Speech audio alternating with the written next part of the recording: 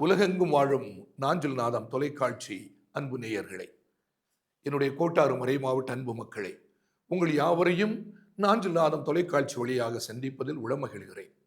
முதன்மையாக உங்கள் யாவருக்கும் நம் ஆண்டவர் இயேசு கிறிஸ்துவுடைய உயிர்ப்பின் பெருவிழா நல்வாழ்த்துக்களையும் அவர் அருளுகின்ற அன்பையும் ஆசியையும் அமைதியையும் நான் உங்களுக்கு மனமகிழ்வோடு தெரிவித்துக் கொள்கின்றேன்.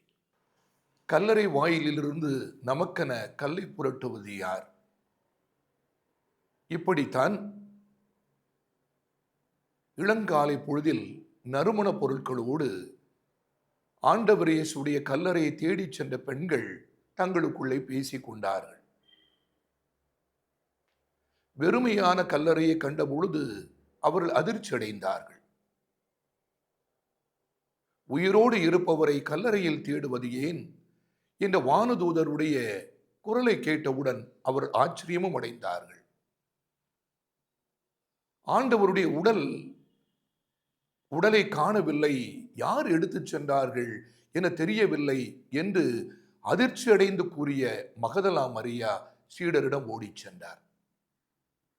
இதுதான் ஆண்டவர் இயேசுடைய உயிர்ப்பின் நிகழ்வாக, வெறுமையான கல்லறையாக, ஆச்சரியம் தரும் நிகழ்வாக, அதிர்ச்சியூட்டும் செய்தியாக நமக்கு நற்செய்தி நூல்களில் தரப்பட்டவையாக இருக்கின்றன.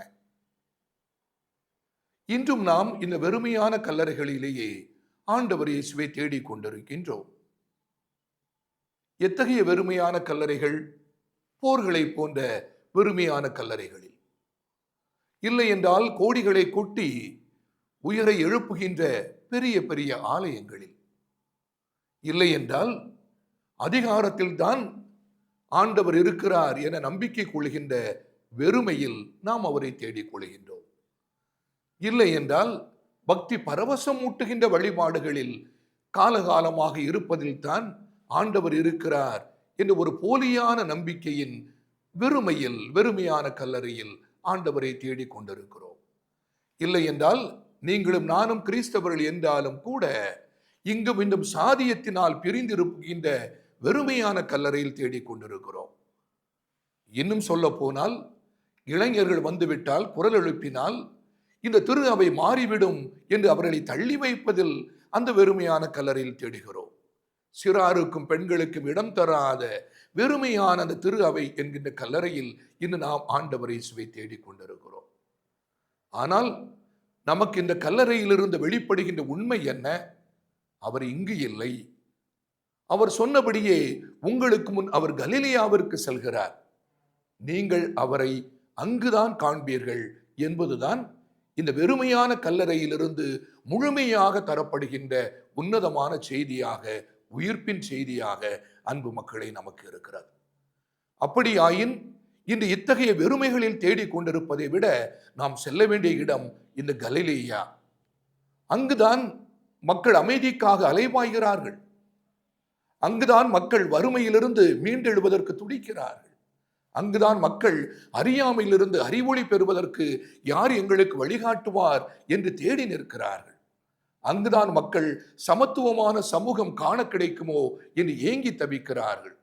அங்குதான் எங்கெல்லாம் மத ரீதியாக மக்களை பிரித்தாழ முன்வருகிறார்களோ அவர்களை துவம்சம் செய்வதற்கு கூட அவர்கள் விரும்பி தேடிக் கொண்டிருக்கிறார்கள்.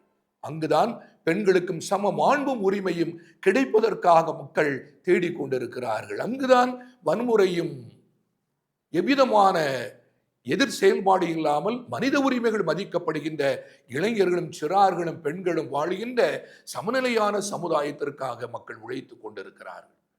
எனவே இத்தகைய கலிலேயாவிற்கு நாம் செல்கின்ற பொழுது அங்கு இயேசு நமக்கு முன் செல்கிறார். உயிர்த்த இயேசுவை நாம் கண்டுகொள்கிறோம். அங்குதான் இயேசு ஆற்றிய பணியை செய்வதற்கு அவர் நமக்கு முன்னே சென்று கொண்டிருக்கிறார். நோயாளரை தேடிச் செல்வதும், மாற்றுத்திறனாளிகளை உடன் இணைத்துக் கொள்வதும், இல்லை என்றால் சமுதாயம் எவரை புறக்கணிக்கிறதோ அம்மக்களுக்கு பணி செய்து அவர்களோடு கரம் கோர்த்துக் கொள்வதும், இதுதான் உயிர்த்த ஆண்டவரை தரிசிக்கின்ற உன்னதமான கலிலேயாவாக நீங்களும் நானும் காண வேண்டும். ஆனால் இன்று அவற்றை எளிதில் நம்மால் காண முடிவது இல்லை. நாம் வெறுமையான கல்லறைகளிலேயே அந்த ஆண்டவரை தேடிக்கொண்டே இருக்கிறோம். ஆனால் உயிர்த்த ஆண்டவரோ அங்கு இல்லை. எனவே இன்றைய நாளில் நாம் எங்கு இந்த உயிர்த்த ஆண்டவரை காண முடியும் என்ற கேள்வியை முன்னிறுத்துகிறது இது உயிர்ப்பின் பெருவிழா. உயிர்த்தவர் நமக்கு முன்னே செல்கிறார். இத்தகைய கலிலியாவிற்கு நீங்களும் நானும் அவருடைய பணிகளை இக்காலத்திற்கேற்ப செய்கின்ற பொழுதுதான் அவருடைய உயிர்ப்பின் தரிசனம் உங்களுக்கும் எனக்கும் உரித்தாகும். மீண்டும் உங்கள் யாவருக்கும் உள்ள மகிழ்வோடு நான் நம் ஆண்டவர் இயேசு கிறிஸ்துவுடைய உயிர்ப்பின் பெருவிழா நல்வாழ்த்துக்களை தெரிவித்துக் கொள்கிறேன். அவருடைய அன்பும் ஆசியும் மகிழ்வும் போர்களினால் சூழப்படுகின்ற இந்த உலகத்தில் நிரம்பட்டும். வன்முறையினால் தவிக்கின்ற நம்முடைய சமூகத்தில் நிலவட்டும். போலியான வழிபாடுகள் சிக்கி தவிக்கிற நாம் உண்மையான அருள் வாழ்வை கண்டுகொள்வதில் அந்த உயிர்த்த ஆண்டவரை கண்டு மகிழ்வோம், பிறருக்கும் அறிவிப்போம். நன்றி, வணக்கம்.